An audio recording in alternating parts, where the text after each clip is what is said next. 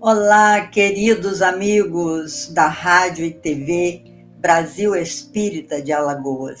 Estamos iniciando mais um programa Poesia, Expressão do Ser. Porque a vida, meus irmãos, é toda essa poesia que nós estamos tendo a honra de viver aqui na Terra nesses instantes de transformação. Dizemos instantes porque, sabendo hoje da nossa infinitude, qualquer 100 anos é um estalar de dedos. E hoje o nosso assunto é palpitante, porque vamos falar da parentela, dos nossos parentes, dos nossos amigos. Tem gente que diz assim: eu tenho amigos que me é mais caro do que meu próprio irmão consanguíneo. Porque amigo a gente escolhe e os parentes a gente não escolhe. Seria verdade isso? E para a gente conversar sobre esse tema maravilhoso, eu vou chamar meus dois parceiros, todos dois, em outro patamar de conhecimento, que vem somar a esta Rádio Brasil Espírita, que tem como meta iluminar as nossas consciências. Vamos lá, Mari, André. Tudo Boa bem, noite. Mari? Boa fala, noite. André. Não, as senhoras primeiro, né? Vamos lá, Mari. Boa noite, Leila. Boa noite, André. Boa noite a todos que nos ouvem neste momento. O nosso abraço carinhoso. Já estamos começando a acostumar com estas transmissões, e quando elas não acontecem, o nosso coração fica saudoso. Então, que legal! É uma alegria não apenas estar com estes dois amigos, mas estar junto com vocês que estão nos assistindo. E como a Leila falou, na noite de hoje a gente vai tratar de um tema da parentela e também da família. Vamos traçar aqui alguns conceitos. Mas uma coisa eu já gostaria de deixar claro, que só este grupo aqui, a Leila e a Mari, até de mais tempo, né, já fazem parte dessa nossa... direito da minha família, né? Já fazem parte da minha família. São duas pessoas que são muito importantes no meu coração. São duas referências de trabalho, de postura, de conduta, de carinho, de amor. Então, nada melhor do que se falar, do que se estudar questões do Evangelho de Jesus com pessoas tão dedicadas, né, com o pensamento voltado a transmitir e a construir ideias ricas, ideias que realmente sensibilizam o coração e a mente das pessoas. Como a Leila falou, nosso objetivo é trazer mensagens que possam iluminar. Está certo? Para que as pessoas vejam com maior claridade. Quando as coisas estão mais claras, a vida fica melhor, o caminho fica mais fácil, a gente identifica com muito mais tranquilidade aqueles que estão à nossa volta.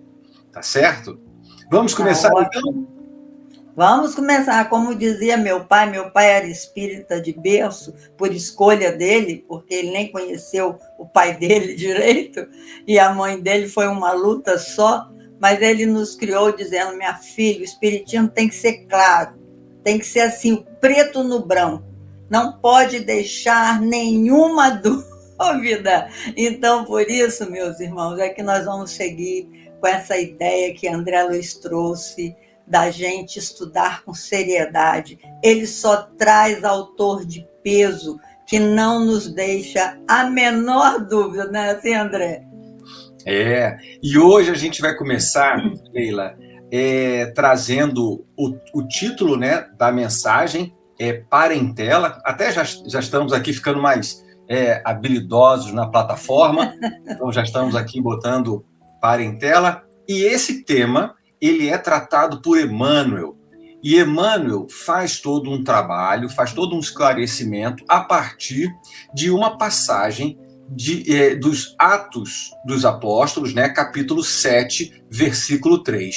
E esse texto do Atos, eu vou também projetar aqui, ele no início, assim, tem uma linguagem, tem uma construção na sua frase um pouco mais rebuscada, mas que logo, logo a gente vai estudando junto, a gente vai, né, desfiando, né, os vários cordões aqui colocados, e então a gente entende e consegue caminhar, né? Então ele diz assim, ó, em Atos dos Apóstolos, né?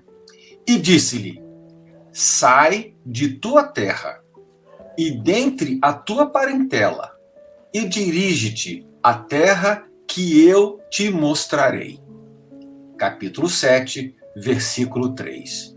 Então aqui fica bem claro uma proposta, né, de que existe um movimento, eu sempre falo muito isso, exige um movimento, é um conselho, é uma orientação, sai de tua terra e dentre a tua parentela. Lido assim, muito no seco, a gente até se assusta, né? Mas, ao mesmo tempo, a gente tem a certeza que nenhuma palavra está aqui posta de maneira solta, isolada, perdida. Então, vamos estudar. Primeiramente, eu queria perguntar para a Leila o que você entende, né, como sendo o conceito de parentela. Então, a parentela pode ser consanguínea, que é quando a gente desenvolve numa encarnação, a gente marca o encontro com os nossos irmãos, os nossos pais, tudo isso é planejado. A parentela consanguínea, não existe nenhuma hipótese de não ter sido planejado. Eu sempre digo isso para os nossos irmãos, porque se a gente vai ali para um resort qualquer, a gente planeja quanta roupa vai levar, quanto dinheiro, quantas pessoas irão, nós planejamos. Imagina se a gente viria para a Terra sem saber de antemão quem seriam os nossos pais, os nossos irmãos. Então, tudo isso é planejado. Se não é por nós mesmos, se de repente a gente não tinha condições de planejar, os amigos espirituais que velam por nós, porque não tem ninguém sem uma proteção espiritual, eles nos darão esse respaldo na escolha. Então, essa é a parentela consanguínea. E a parentela espiritual são aqueles espíritos que realmente nós reencontramos durante a vida. Porque também as simpatias que acontecem, as afinidades que acontecem, também não são ao acaso. Porque a gente, quando reencontra alguém, tem tanta afinidade, a gente reencontra muitas almas gêmeas, como diz Edgar Cayce, né? No livro Muitas Moradas, a gente reencontra muitas almas gêmeas, que nem sempre a alma gêmea é aquela que nos faz feliz. Isso aí já é uma outra história. Vou passar para a Mari agora falar sobre um pouquinho. Mas para a Mari, eu vou complicar não, eu vou abrir um pouco mais aqui, né? A Mari sabe, já me conhece de longa data, né, Mari? Então, nós vamos exibir aqui, ó, tem uma frase dentro do texto de Emmanuel que diz assim: parentela e família. O primeiro constitui o símbolo dos laços eternos do amor. O segundo significaria o cadinho de lutas. E ele até continua, não coloquei, mas que ele diz assim, que por vezes que devemos diluir as imperfeições dos sentimentos. Eu acho tão bacana diluir as imperfeições dos sentimentos. Mas vamos aqui, Mari, parentela e família. Didaticamente, como que você vê esse contexto aqui pra gente? Nas minhas reflexões, eu penso que família é a união dos espíritos pelas afinidades. Então, quando nós nos reunimos em família, nós estamos cercados de espíritos com os quais nós já convivemos naturalmente, e nestas convivências construímos vínculos muito sólidos de afetividade. Então, não é uma relação passageira, ela é uma união de espíritos que têm o mesmo desejo, estarem juntos, trabalhando juntos, crescendo juntos, progredindo juntos. Então, isso, nas minhas reflexões, significa família. A parentela é a união de espíritos também, mas se na família a união é pela afinidade, na parentela a união é pela necessidade. Quando você precisa estar junto a um grupo de espíritos que não necessariamente você tem afinidade com eles, mas é neste contato, neste convívio, que nós vamos transformar sentimentos e, num futuro, quem sabe, trazer estes espíritos para o nosso círculo familiar. Ao término desta caminhada, nós vamos formar a grande família universal, mas isto tem que ser uma construção. Por isso, em alguns instantes, nós estaremos juntos da nossa parentela e em outros estaremos juntos da nossa família. E como Deus é muito bom, é Pai e é puro amor, vez ou outra, Ele coloca um espírito familiar junto conosco no momento em que nós estamos convivendo com a nossa parentela. E às vezes, este espírito familiar que está conosco não é da nossa família consanguínea, é um amigo, aquele amigo querido que às vezes a gente diz assim, parece que nós somos irmãos de tanta afinidade que temos. Olha, bom, não me sobrou muito, né? Mas vamos lá, sempre tem alguma coisa aqui para a gente trabalhar. Essa questão da parentela e da família, tanto como a Leila colocou, quanto a Mariângela colocou para a gente, são dois conceitos, eu diria até didaticamente postos por Emmanuel, porque refletem relações espirituais. A grande questão e o grande desafio, e eu até fazia uma relação dizendo o seguinte, que os seres humanos, quando reencarnam uns de dentro dos outros. Não nascemos em árvores. Não é uma árvore que você cai da árvore e sai andando. Mais do que isso, o homem, entre as espécies que habitam o planeta, é dos que têm a maior infância. O período de dependência que o espírito reencarnante tem com relação ao amparo dos seus pais é enorme. E isso também não é à toa. Justamente pela fragilidade da reencarnação, da condição da infância, do bebezinho no retorno ao planeta, cria forçosamente conexões entre os pais e o espírito reencarnante. Sabemos muitas vezes que estas reencarnações elas apresentam desafios para os pais e para os filhos. E estas ligações vão, muitas vezes, se distinguir ao longo da primeira infância, muitas vezes, depois na juventude, mostrando os verdadeiros caráteres da ligação que reina entre eles. Pois bem, independente de qualquer coisa, todos viemos ao planeta num processo de trabalho e construção. Então, como a Mari falou, a gente nasce num ambiente, vamos dizer, numa união familiar. Às vezes, isso se revela uma ligação que necessita de ajustes. Por isso, eu entendo e vejo que é muito importante se explorar o conceito de que neste cadinho família, neste ambiente família, é sim o local para se diluir as imperfeições dos sentimentos criados por aquelas mesmas almas, estão retornando para refazer as emoções, os sentimentos que os unem.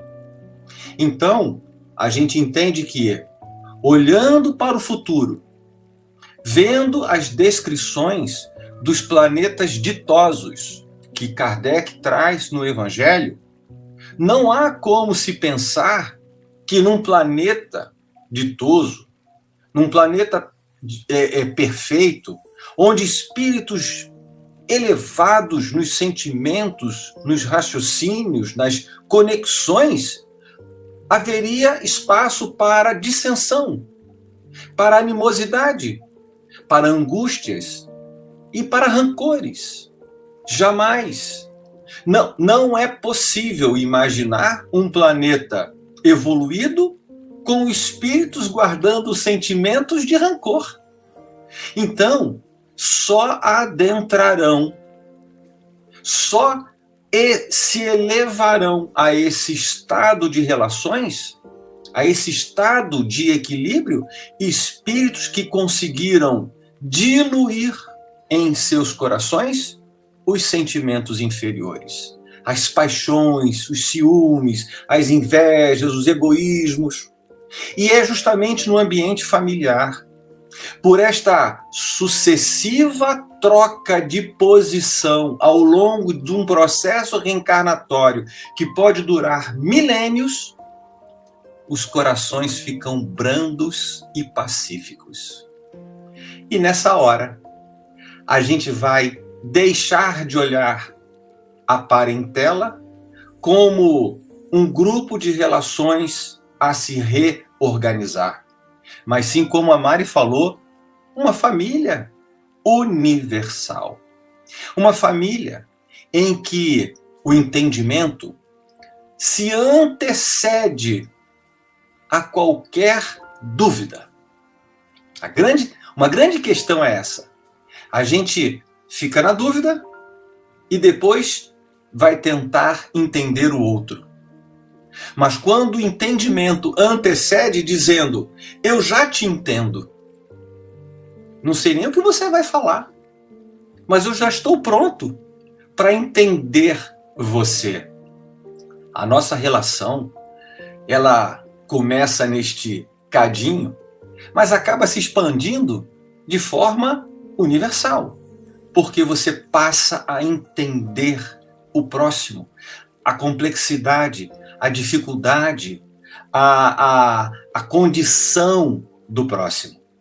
Então, o processo que nós, eu sempre vou fazer essa colocação. Estamos aqui num hospital, numa escola, ou estamos aqui num presídio? Vou até tirar o presídio. Estamos aqui num hospital ou numa escola? Estamos sim numa escola. Uma escola que cura almas. E uma escola que liberta almas. Então, o grande processo que, num primeiro momento, é individual, ao se estudar parentela, família, ele passa a adquirir uma nova dimensão. É um processo de educação coletivo, de união. passa-se de um amor mais focado para o amor mais abrangente. E é nesse sentido, é desta forma que a gente deve olhar a condição que está. Ok? E eu tenho certeza que isso aqui é tratado até de forma poética. Não é não, Leila? Temos alguma construção poética? Só um pouquinho. Aí, isso. Ligar aqui o microfone. Vinícius de Moraes, ele diz assim, a vida é a arte do encontro, embora haja tantos desencontros pela vida. Porque tudo começa quando você acha a chamada alma gêmea, né? Você entra na vida e você se afiniza com seu parceiro, aqueles que vocês se organizaram para encontrar, e acha que encontrou a sua alma gêmea, aquela que completa a sua alma. E Allan Kardec, ele diz que não existe metade eterna, todos nós somos únicos, singulares e completos. Nós, quando buscamos o outro, não é para nos completar, mas para a gente criar uma parceria e refazer, como disse muito bem a Mari aí, refazer no nosso cadinho, refazer os equívocos do passado. Porque ninguém pode negar que todos os casamentos, a maioria dos nossos casamentos são provacionais, tal são os desencontros que nós assistimos no nosso cotidiano.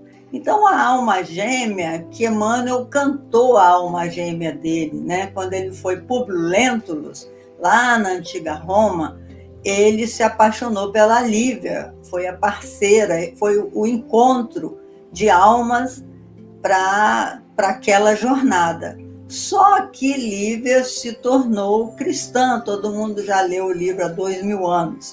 Então eu vou lembrar a poesia que Emmanuel escreveu para Lívia, que é lindo, que ele diz: alma gêmea de minha alma, flor de luz da minha vida, sobre mim estrela caída, das belezas da amplidão.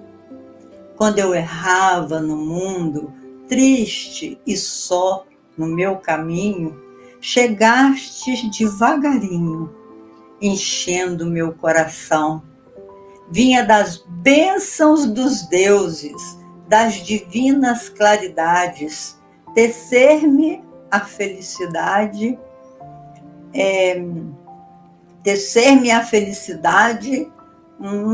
flor, esqueci. És o meu tesouro infinito, juro-te eterna aliança, porque eu sou tua esperança e tu és todo o meu amor. Então, ele escreveu esse poema para Lívia. Aí, outro dia, eu falei com meu marido: você escreveu algum poema para mim? Nós temos 50 anos de casado.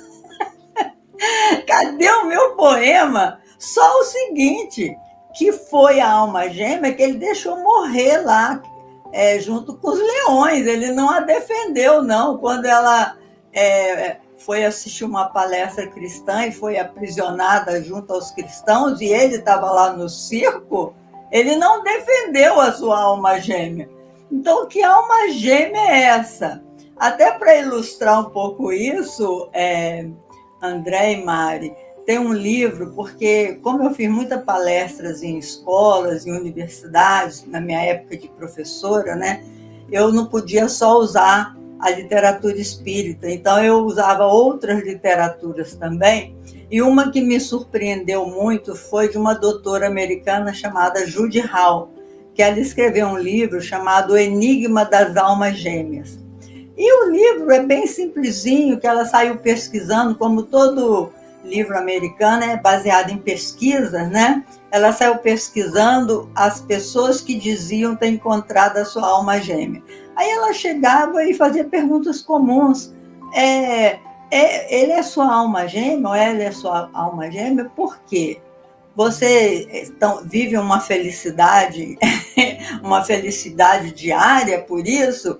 E aí ela constatou que todos, mesmo os que diziam ter encontrado a sua alma gêmea, durou pouco tempo aquele encontro. E aquelas almas gêmeas que ficaram mais tempo casados é porque não via nenhuma possibilidade de sair, porque ou a mulher não tinha profissão, ou eles não tinham financeiramente uma forma de se separar. Ou seja, ela concluiu que a alma gêmea não é aquela que te faz feliz, porque ninguém pode ser responsável pela tua felicidade, no que eu concordo com ela. A alma gêmea, você não pode jogar no ombro do outro a sua própria felicidade, que isso é uma construção sua. Mas a alma gêmea é aquela que te permite crescer. Então, eu adorei essa definição dessa doutora Judy Hall, ela é psicóloga, psiquiatra, e vem de encontro com a doutrina espírita quando Joana de Ângeles propõe que a gente transforme as nossas algemas em alma gêmea. Ela faz um jogo de palavras, né?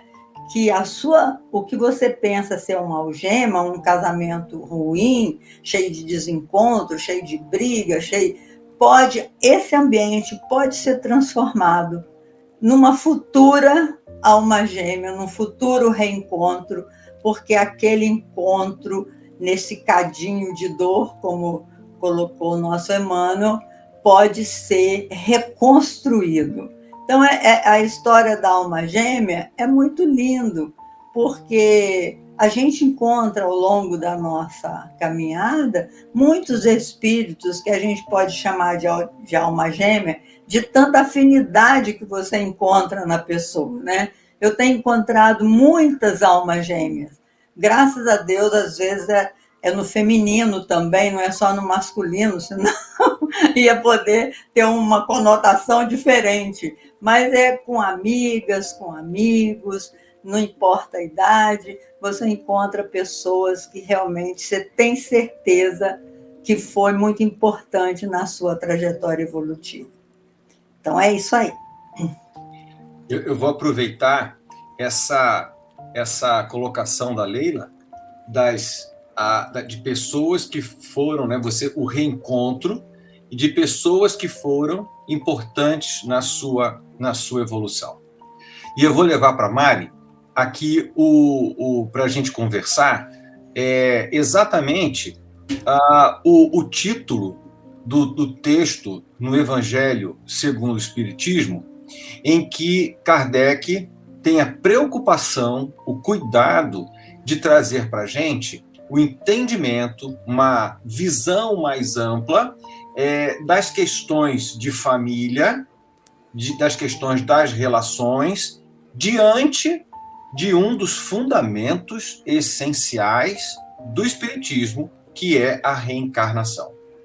Eventualmente, algumas pessoas, olhando num determinado ângulo, um determinado viés, poderia dizer: olha, se numa vida A e B são mãe e filho, numa outra encarnação passa a ser B e A. Então, ser mãe e ser filho nessa é uma questão de tempo, pode ser que isso se dissolva, né? Será que é essa a forma correta de se ver isso? Como você vê isso, Mari? Primeiro que nós temos que lembrar que todos nós, espíritos imortais que somos, estamos numa caminhada evolutiva dentro do aspecto da sabedoria e da amorosidade. Então, as experiências que nós vivenciamos, que se perdem na poeira dos séculos, não sabemos precisar em que momento surgimos enquanto espíritos imortais. Esta longa caminhada, ela vai culminar quando nós estivermos com a sabedoria e a amorosidade em graus muito, muito elevados. E quando a gente faz essa jornada, apesar dela ser individual, ela é fraterna, porque ao nosso lado estão outros espíritos que, como nós, também têm que construir a sabedoria e a amorosidade como qualidades espirituais. Assim sendo, a bondade divina nos coloca, vez ou outra, neste contato, que nós chamamos desta experiência reencarnatória. Em certo momento, eu posso ser o espírito amigo, mas em outro eu posso ser o pai, em outro eu posso ser o irmão, em outro eu posso ser apenas alguém com quem eu convivo no ambiente profissional. Estas relações nas diversas posições sociais, elas vão sedimentando em cada um de nós esta amplitude de sentimento. Porque se nós renascêssemos sempre dentro da mesma família, nós poderíamos esquecer de amar o próximo.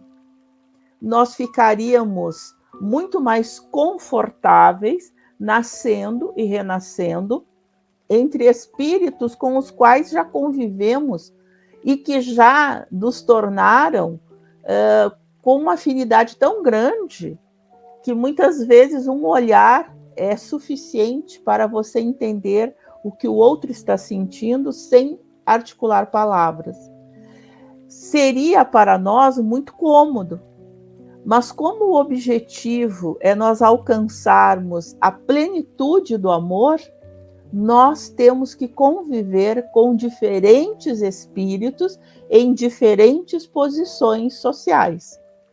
Então, uma hora você vem mãe, na outra você vem filho, na outra você vem amigo, em outra você vem vó, e assim esta amplitude nos leva a essa construção da família universal.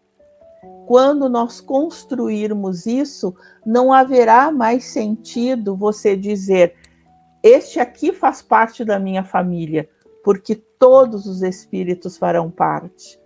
Tanto faz você estar com este ou com aquele. Então, a reencarnação, este exercício de tempos em tempos em que você está mergulhado na escola, como o André salientou. A encarnação no plano físico é a matrícula numa grande escola. Aqui nós viemos para aprender, porque fica mais fácil. E por que fica mais fácil? Porque quando eu olho para aquele bebezinho que me chega na condição de filho, eu me encho de emoção pela fragilidade daquele bebê e digo: eu vou protegê-lo, eu vou amá-lo. E de repente, você nem se dá conta, porque o bendito esquecimento no processo reencarnatório é essencial. Você está abraçando e aconchegando no teu peito o teu adversário do passado. Quer coisa mais linda que isso? Você aprender a amar como filho o adversário que um dia você, de alguma forma, prejudicou ou foi prejudicado. Deus é tão sábio que nós não conseguimos nem imaginar. Mas por isso a reencarnação fortalece esses laços. Eu vou passar aqui para a Leila. Eu não gosto de fazer spoiler de livro espírita, né? Porque as pessoas vão ler e vão dizer assim, né? Mas tem uma passagem em um dos livros de André Luiz, então vai ter que ler todos para descobrir qual é, em um dos livros de André Luiz, que acontece uma situação muito interessante, que é a mãe de André Luiz vai lá e se encontra com André Luiz, ela já ocupando posição elevada na espiritualidade, ela então revela para ele quando ele pergunta, como é que está papai? E ela diz, seu pai ainda está precisando de bastante trabalho, né? Está numa situação ainda delicada, até porque ele se encontra envolvido com duas almas que foram, na encarnação passada, relações, vamos dizer, não estruturadas, não vou entrar muito nos detalhes, né? Então, ele tinha duas relações que permaneciam, vamos dizer, ainda ocupando espaço no seu equilíbrio espiritual. E aí, a mãe de André Luiz faz uma revelação. Ela diz, vamos voltar, eu e o seu pai, e vamos trazer como filhas as duas entidades, né? Então, para mim, esta revelação mostra a grandeza da providência divina de dar esta oportunidade. Tanto quanto mostra a grandeza de determinados espíritos de se botarem à disposição, como a Mari falou, de receber no colo espíritos que aparentemente deveriam ou poderiam, tiveram elementos de animosidade. Mas o amor vence, né? Então, Leila, tem uma coisa que vocês duas podem falar que eu não posso falar.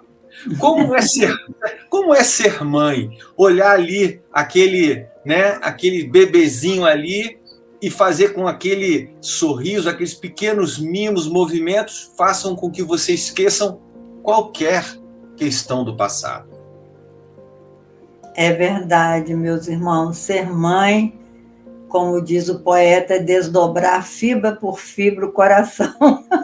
Porque ser mãe não tem amor igual de mãe. É impressionante. E você só sabe quando você passa pela experiência.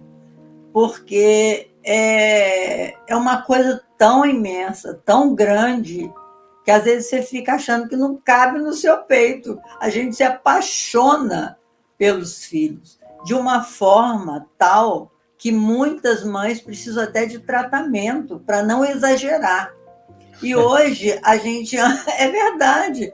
Hoje a gente assiste um pouco disso, quando a mãe ela se desdobra para oferecer o melhor para o seu filho e diz assim, eu quero que o meu filho tenha o que eu não tive. E ela se desdobra para dar tudo aquilo para ele e esquece de dar o essencial, que é a responsabilidade, é assumir as próprias dificuldades, não fazer para o seu filho o que ele realmente precisa fazer. Então, esse amor, ele é assim, tão imenso. Então, muitas vezes a gente vê uma mãe que perde a noção de dar limite para os filhos e o menino fica sendo um déspota junto dos pais. Mas isso nós vamos falar num próximo programa. Mas o André está me perguntando sobre o que é ser mãe. Ser mãe, ele já deve ter experimentado, que ele esqueceu, porque a gente também vem na condição feminina. Assim como eu acho que eu tenho vindo também na condição masculina, o yin e yang, né? A gente tem dentro do nosso psiquismo esses dois arquétipos, vamos dizer, na linguagem junguiana, mas acontece que nessa existência, eu e a Mari estamos mais recente em poder dizer desse amor tão grande que a gente tem pelos filhos, que exige até uma vigilância do nosso pensamento, quando os filhos, como diz o educador, a gente tem que dar raízes e asas. Quando os filhos batem as asas e voam, como é difícil para uma mãe cortar esse cordão umbilical espiritual que existe entre uma mãe e um filho, né? Ou uma filha. É muito grande mesmo. Então... A gente vai encontrar, então, assim, aqueles que estão nos acompanhando, a gente pede, né, sugere que faça a leitura do capítulo do Evangelho segundo o Espiritismo, que diz assim: ninguém poderá ver o reino de Deus se não nascer de novo. Então, esse capítulo, ele é um capítulo introdutório, preparatório para uma quantidade imensa de ensinamentos que serão tratados ao longo do livro, ao longo da obra kardeciana. E ele, então, dentro dele, vai encontrar o tratamento, as questões voltadas à família. Então, para a gente entender, né, as questões que realmente nos envolvem.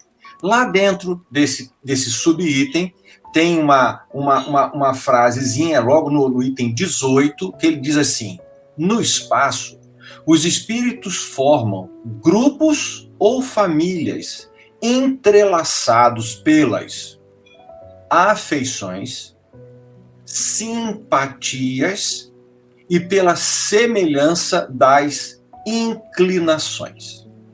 Bom, é importante a gente dar uma paradinha e refletir sobre isso, porque existe assim até uma brincadeira, né, que diz assim: olha, eu acho que na hora que a cegonha estava vindo, eu caí na casa errada. É mesmo. Nossa! A ovelha negra, tão diferente que... eu acho que eu caí da cegonha no lugar errado. Era para cair, geralmente, na casa mais rica, na casa mais bonita. Né? Geralmente a pessoa diz isso. Mas não.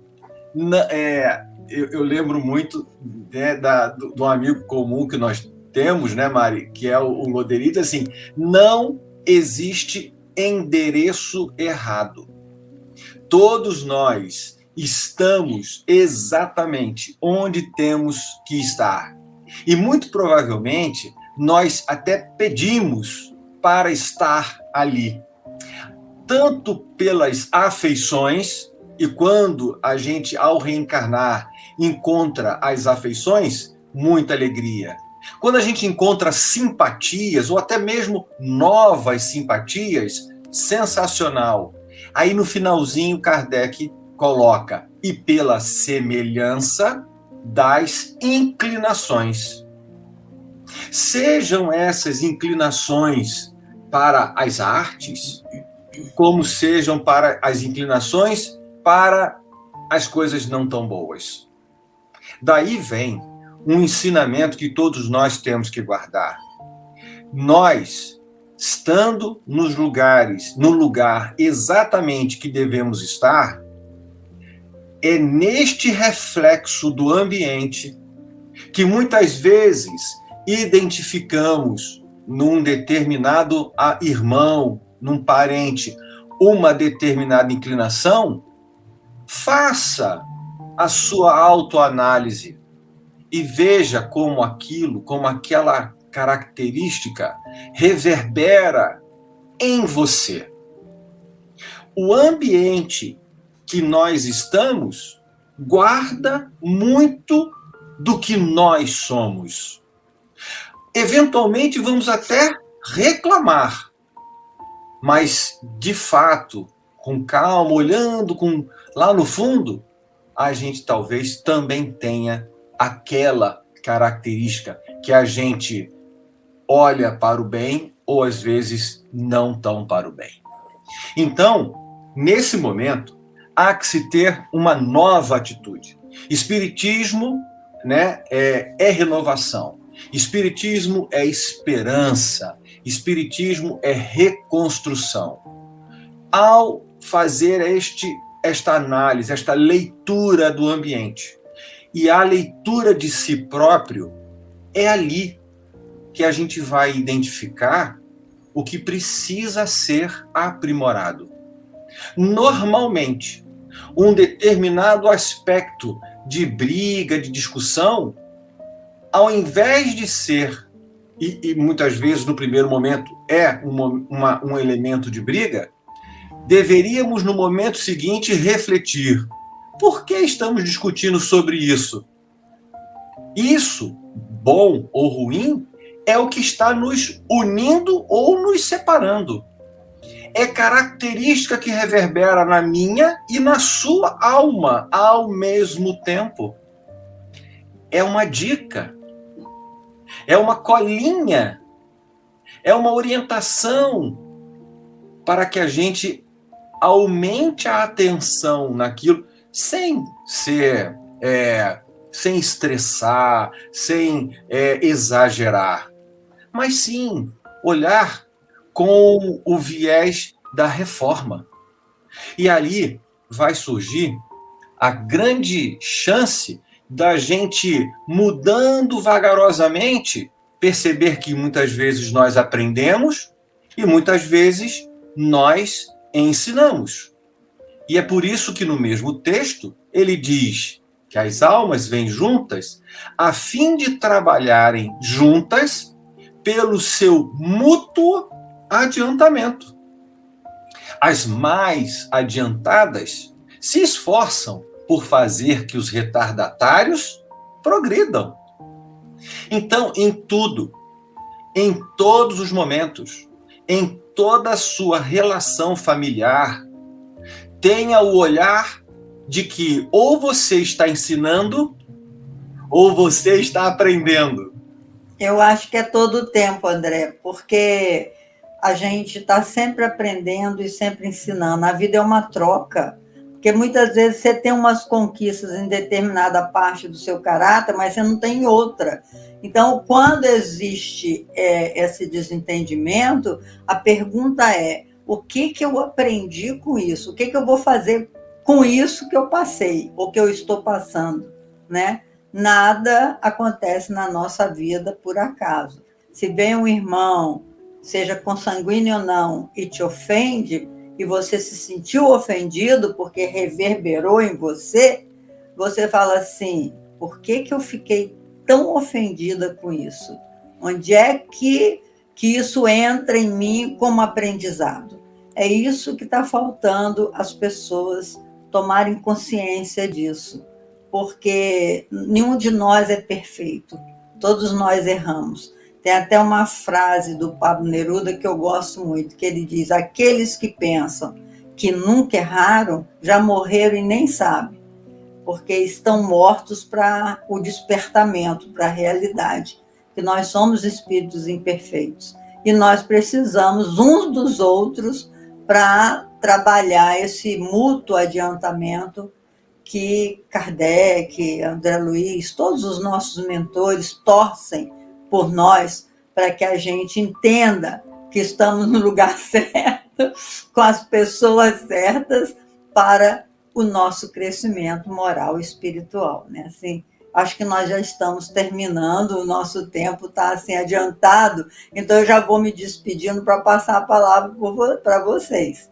Então, meus irmãos, obrigado por vocês estarem conosco nesses estudos. Perguntem, enviem e-mail para a nossa rádio, eles chegarão até nós de alguma forma, as suas dúvidas. Estejam conosco nessa caminhada de aprimoramento espiritual. Até o nosso próximo encontro, se Deus quiser. Vai aí, André e Mari. Bom, as minhas palavras finais é só lembrando que inteligências, que somos todos inteligência, só se aprimora no convívio com outras inteligências. Então, o Pai nos reúne a todos de uma forma amorosa para que a gente construa, desenvolva os sentimentos de amor ao próximo, desde os mais próximos à família universal. Então, o nosso olhar com o Espiritismo, o nosso olhar com o entendimento da grandeza da reencarnação, só nos dá mais oportunidade da gente avançar na direção do Pai. Então, muito obrigado a todos, que tenhamos todos uma boa noite, umas boas reflexões e que a gente, acima de tudo, tenha um novo olhar para aqueles que estão à nossa volta. Uma boa noite a todos. Mari. Eu gostaria de dizer a todos que nos escutam que nunca, em momento nenhum, nós estamos sem o amor de Deus. Então, mesmo que você tenha se equivocado no sentido das relações humanas, ou dentro do seu núcleo familiar, ou dentro do seu ambiente de trabalho, ou no seu mundo de relações com as outras pessoas, é comum, em várias situações, nós nos equivocarmos. Neste instante, faça um exercício de reflexão e diga o que eu estou aprendendo com esta situação. E se você descobrir que este fato, ele foi gerado por um ato impensado, vá até a pessoa e diga: desculpe, as minhas imperfeições falaram mais alto do que o sentimento de amizade que temos um pelo outro. Se nós procedermos assim, certamente diminuirá no mundo os antagonismos. Quantas vezes nós nos afastamos de pessoas por uma vírgula em uma frase? Discutimos o melhor lugar da vírgula e não atentamos para o sentido da frase que estávamos analisando. Então, sempre faça esse exercício. É o que a doutrina espírita nos ensinou. Vamos sempre refletir. Eu faria diferente? E se você disser sim, faria diferente, vá lá, fale com o outro, principalmente com a tua parentela. Excelente. Uma boa noite a todos. Boa noite.